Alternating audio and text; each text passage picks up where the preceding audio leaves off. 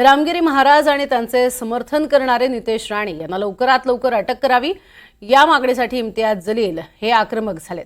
आपली मागणी सरकारपर्यंत पोहोचवण्यासाठी जलील आज संभाजीनगर ते मुंबईपर्यंत रॅली काढणार आहेत। थोड्याच वेळात ही रॅली मुंबईकडे रवाना होईल।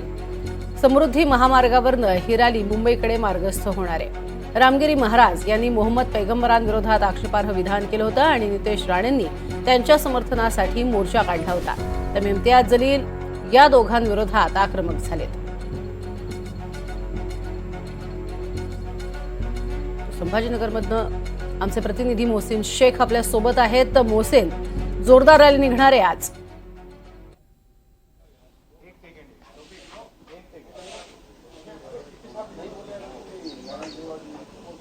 नक्कीच आपण बघितलं तर मी इम्तियाज जलील यांच्या घरासमोर आहे आणि काही वेळात या ठिकाणी जे आहे तर रॅली जे आहे तर निघणार आहे आणि यासाठी वेगवेगळ्या ठिकाणी गाड्या देखील तयार झालेल्या आहे आणि इम्तियाज जलील थोड्या वेळात या घरातून बाहेर निघतील आणि त्यानंतर या रॅलीला सुरुवात होणार आहे। आपण जर बघितलं तर रामगिरी महाराज आणि नितेश राणे यांच्यावर कारवाई करण्याच्या मागणीसाठी जे आहे तर इम्तियाज जलील यांनी मुंबईपर्यंत रॅली काढण्याची घोषणा केली होती आणि ही रॅली आज निघणार आहे। समृद्धी महामार्गे ही रॅली जी आहे तर मुंबईकडे कूच करणार आहे, ज्यात बीड असतील, जालना असतील, मराठवाड्यासह राज्यभरातील वेगवेगळे जिल्ह्यातून जे आहे तर नागरिक जे आहे तर या रॅलीमध्ये सहभागी होणार आहे।